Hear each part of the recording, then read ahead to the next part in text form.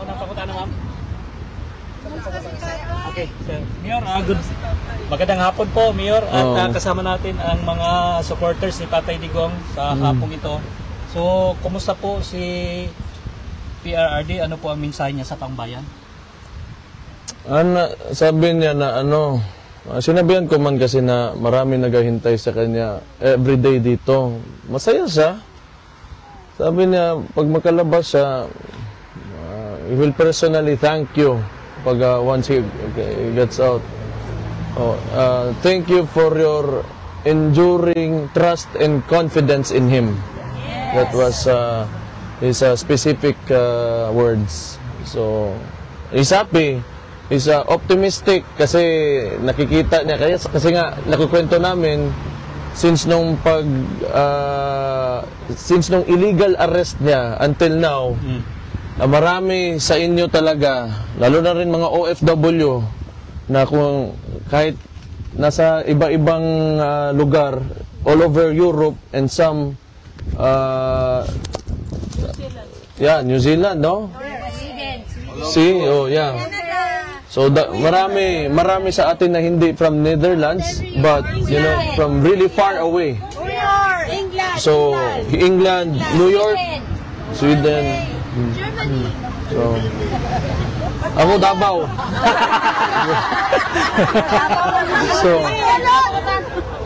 So aware siya na ganon yung sitwasyon. So I think he's happy. Though kasi nasa loob siya eh. That takes away a lot of strength from you. But knowing that you are here, I think may bibit-bitin siya sa tulog niya na alam niya may nagmamahal sa kanya at lagi nagsusuporta. So malaking bagay, kahit sa amin din, pamilya kami, yung tatay namin dyan, yung husband niya. Kita niyo, kikilig, di ba? Nasa loob.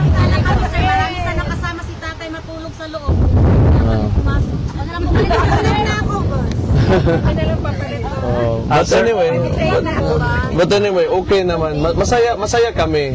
As a family, masaya kami na nandyan kayo because di naman tayo magkadugo. Nobody ever told you to do this. I know that you're doing this out because gusto nyo lang and you really believe in him. Yes. So, maraming salamat sa inyo. Wala akong masabi.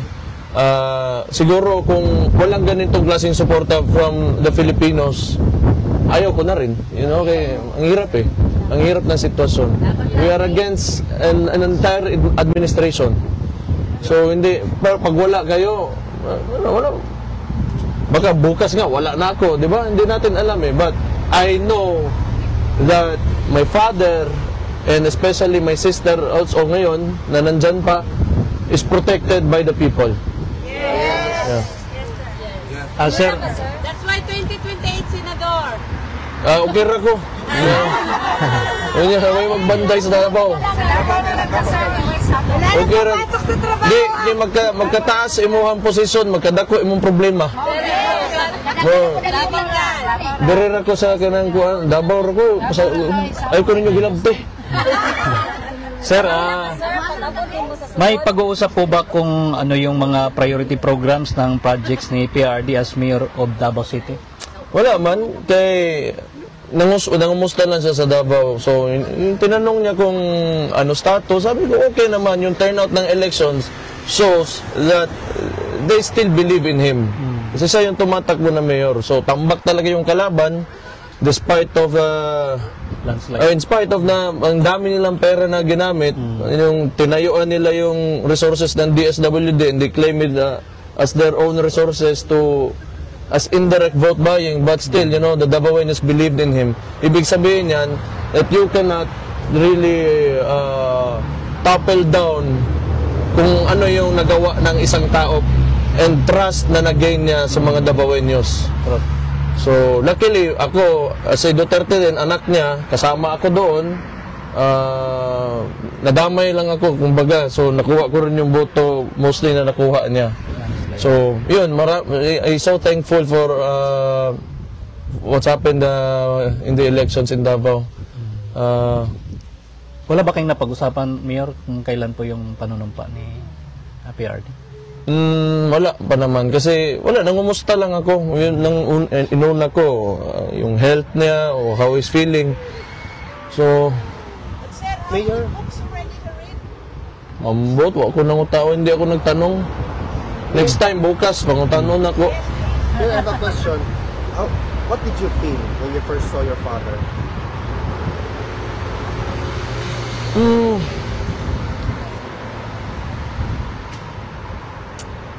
Honestly, mix ang emotions ko. Kasi, tatay mo yan eh. He's 80 years old. Sabi niya nga, 84 siya. So, it must have felt 4 years na siguro sa kanya doon na nasa loob siya ba? Hindi natin alam, di ba? So, we try to insist na 80. So, sinasabi niya, 84 daw siya. But it's only been, what? A couple of months, di ba? 3 days. Yeah. So, yun. Well, I think at that age, siguro at he's been a very popular former president ever since he came down. Yung wala namang nakakuha ng ganung trust rating even sa buong mundo.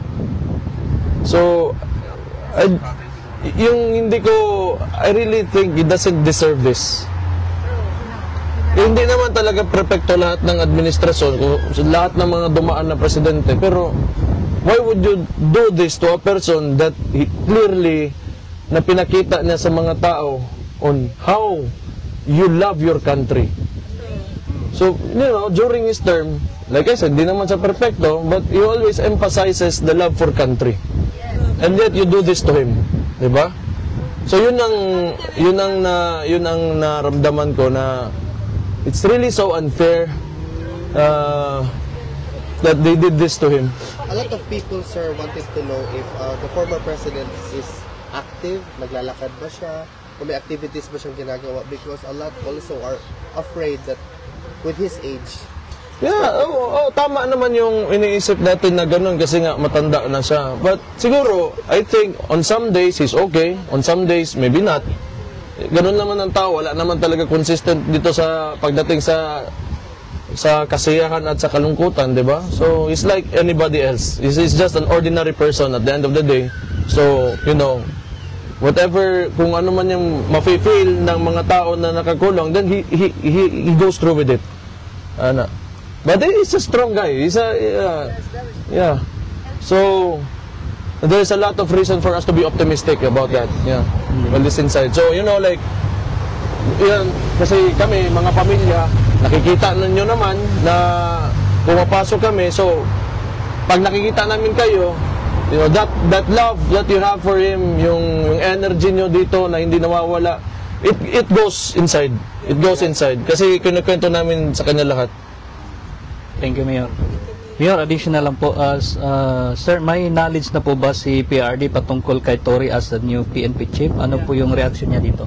Wala man. Wala man.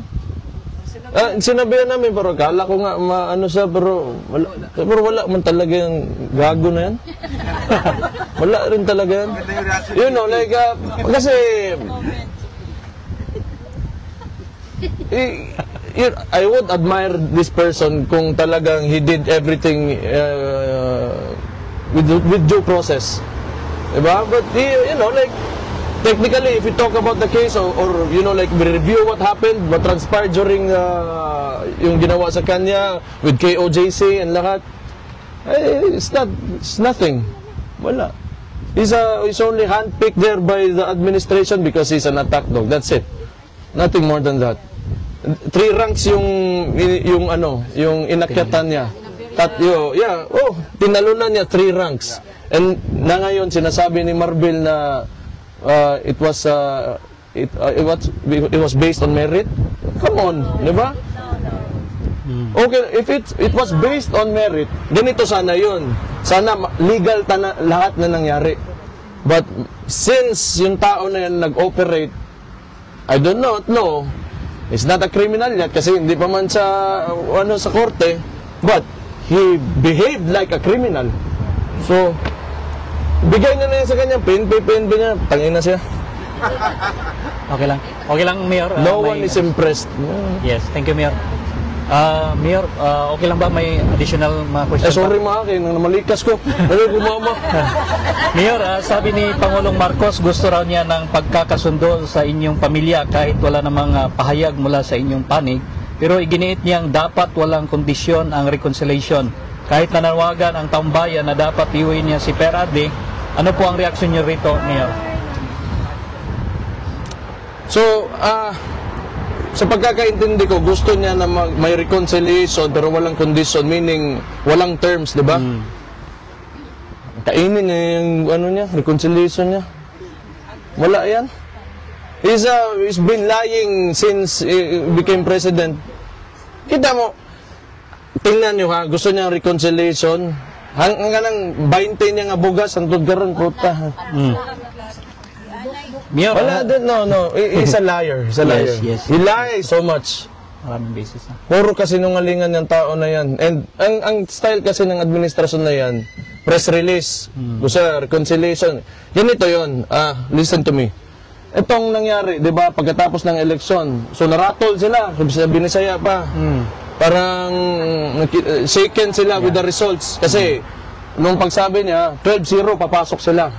Then, ang nangyari, wala, watak-watak. And we do not even know kung saan kinuha ni Bam at saka ni Kiko Pangilinan yung boto nila. Huwag na natin pag-usapan yan because pero, di ba, yung resulta ng election, you have the administration, madumi na nga kayo maglaro, tapos ganun pa yung result na nakuha nyo.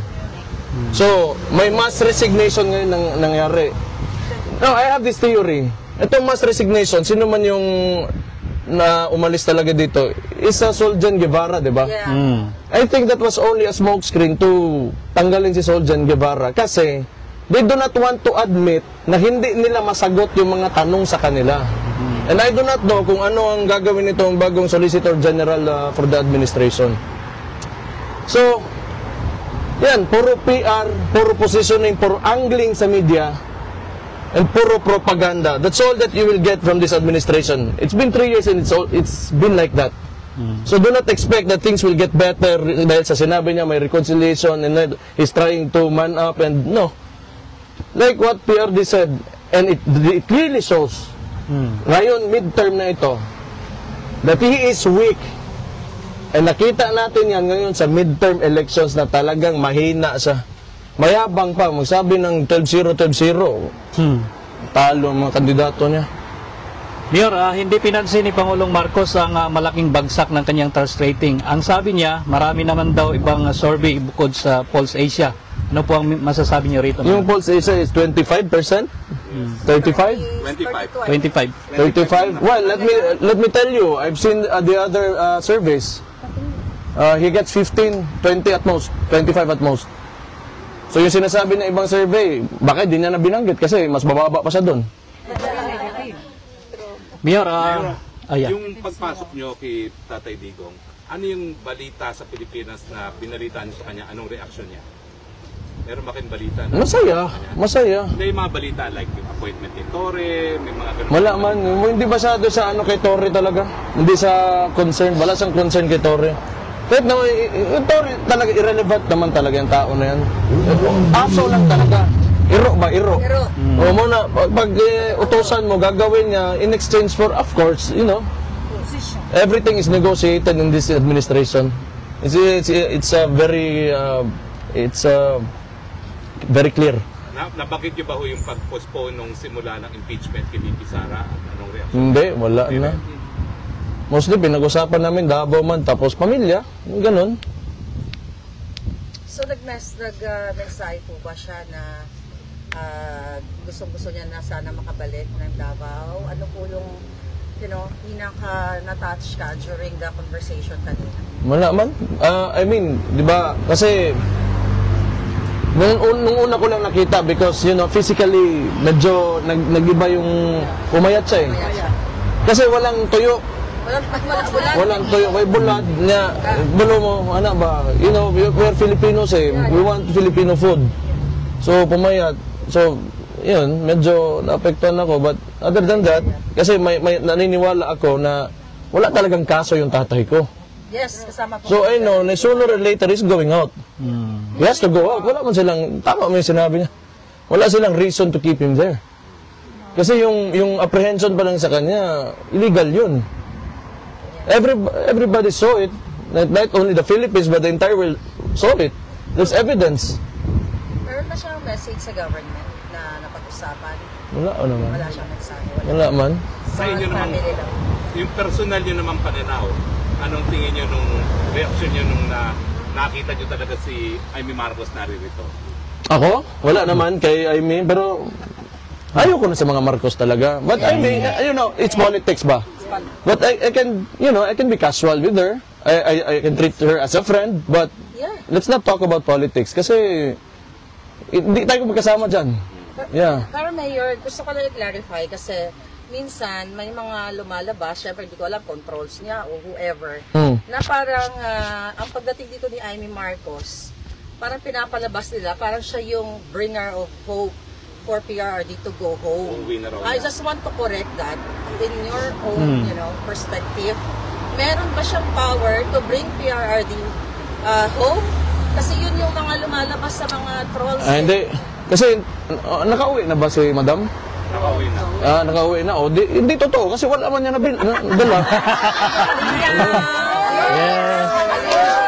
Pero no, hindi sa ginaano ko siya, inaasar ko siya or anything. Pero kasi kung gano'n yung ginapag-usapan. Hindi, mas maganda po kasi yung klaro dahil kami dito nakikita namin yung effort ng family. Yeah, but You're doing your best. whatever it is, kung nandito si Madam Amy, okay na yun. That's enough na she's supporting. Wala naman akong problema sa ganun. Iba yung politics, iba rin tong ano. You know, like, alam nyo kasi, ang ginagawa talaga ng administration ngayon, they're trying to divide us. So, yan yung, that's how you conquer, you know, a people, divide. Kasi pag nagkagulo kayo, may mapupulot sila na makakawakan nila with the use of resources, money, whatever, intimidation. Alam mo, Kaya nagkakagulo tayo. So, we have to remember na lahat tayo Pilipino. Mapa-Ilocano ka ba, Dabawenyo ka, Bulanon ba ka, unsa ba ka, Banyakis ka, unsa. You know, Filipino tantanan, at the end of the day, we have to help each other. that's Okay? Alam mo, So- napakaganda ng sinabi mo, no, Mayor, kasi ako bilang isang observer, kasi nalulungkot kapag nakikita mong may division. So once and for all, nandito si Mayor, at least pinapakita niya sa atin na dapat hindi tayo nag-aaway-away. Kasi ang bottom line, we're here because of Pangulong Duterte. Di ba dahil kinidnap siya? So, napakaganda ng mensahe na dapat tayo sumusuporta kay PRRD talaga. Hindi tayo nagkakagulo. Kasi yun ang gusto ng mga bangal. Mayor, depende lang sa ba kung mo ng tubagon. Mayor, sinabi ni Pangulong Marcos na watch me sustain ang 20 pesos na kada kilong bigas. Naniwala po ba kayo na posible ito? You know, things are easier said than done. So kung gawin na yan, mabuti, di okay, sige. Wala, ano ngayon? Will that change what you have done to this country in the past 3 years?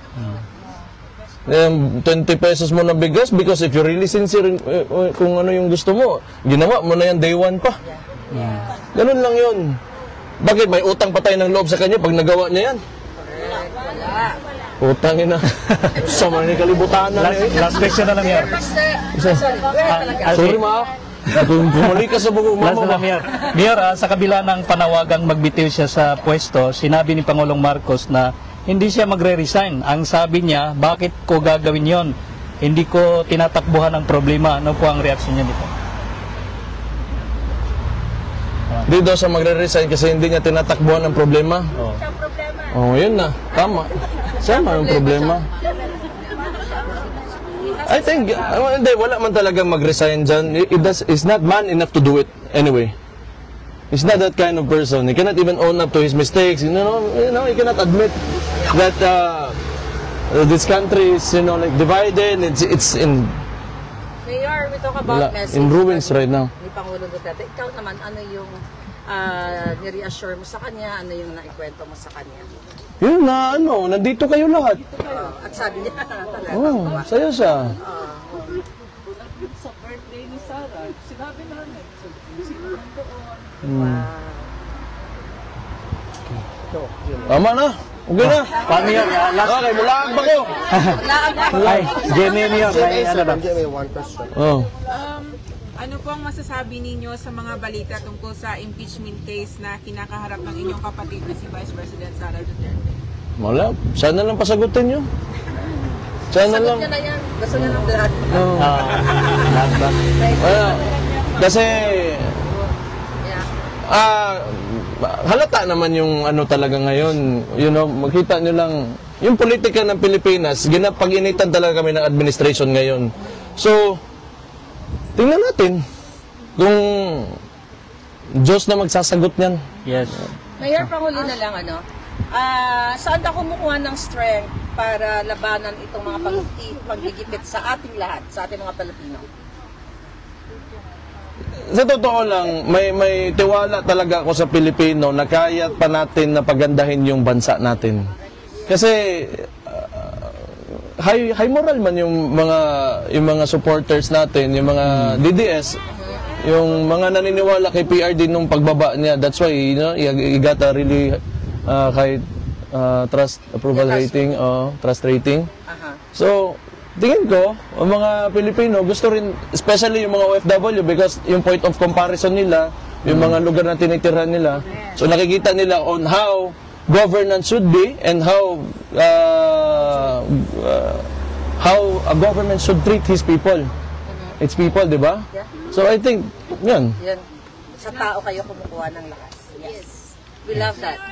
Last na lang po. I'm thinking, how can I use my talent also in the Philippines? Because I'm working here 18 years and still we are using my talent for rich people over here. Oh. And I'm thinking, why I should not serve my own country?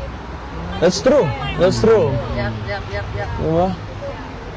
Ano, ma'am? We are also thinking, we are here because we are looking for nice, but we have more nicer in the Philippines. That's I'm looking for.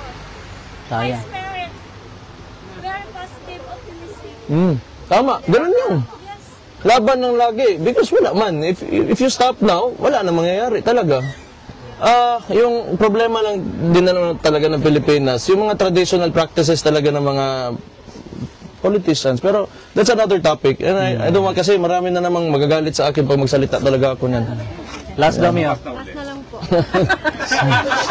Last daw, Mayor. Mayor, last question. Pwede po bang malaman ang inyong saloobin sa mga usaping nagsasabing pansamantalang hindi mo na pwedeng manungkulan ang inyong ama habang nasa Hague at kayo raw muna ang maaaring tumayong pansamantalang pinuno? Problema nila yan? Problema sa totoo lang, I don't really care what the administration will do because they're really doing extraordinary things. Kahit ano, binamagic nila, maraming exhibition, may tao dyan na nakakulong dahil, you know, technically, it was a kidnapping. So, wala talaga kong expectation sa administration na ito. Thank you, Mayor. Mayor, di ko alam kung na, pero yung pagsusumpa po ni Tatay Digong na meron na pong arrangement para panunumpa. Wala pa. So we'll work on it. I still want him to, you know, manumpa because the people voted for him. The Davaoenos want him to be the mayor of Davao City. Yun ang pumunot dulo. Sa tanong niya, excited na ba siya ulit maging mayor? I suppose. Yan man talaga yung gusto niya buong buhay niya. Maglingkod. Even more than being the president. Yeah, he wants to be the mayor of Davao City. Alright. Okay, thank you. Napaka-last message, Mayor. Salamat kay sa inyong tanan katong mga kuan. Agay lang magtagalog ko. Maraming salamat sa inyong lahat sumusuporta sa tatay ko. It means a lot to the family. Like I always say, kung wala kayo, wala na rin kami dito ngayon because mahirap talaga yung sitwasyon. It's been very unfair from the beginning, but we're still here because of the support that you're showing us. Laban lang po. Oh, so thank you. We will continue fighting for you also. Mayor, magpa-selfie daw sila, Mayor. Sige. Ano, mapipilahin natin sila, Mayor? Okay lang? Okay lang kung pipila sila, Mayor? Oh, yeah, of course. So, Pila, line. Kasali tayo sa picture. Saan tayo sa picture? Kasali pa kami sa picture. Two, Saling kit. Di ata kasi lahat.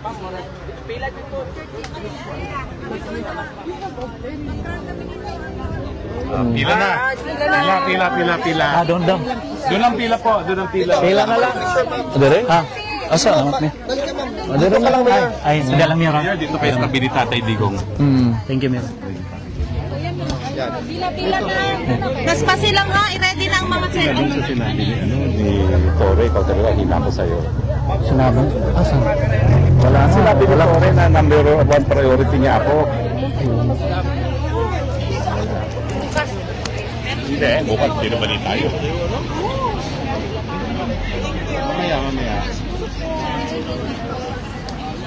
Mamaya may statement ako at may statement din si Maharlika.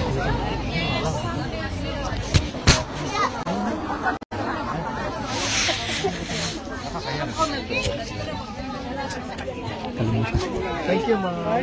Pinahawakan mo.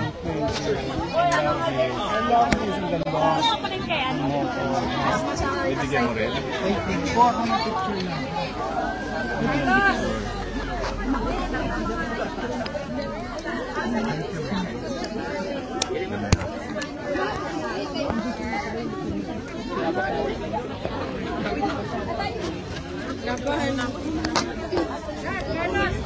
Thank you, ma'am.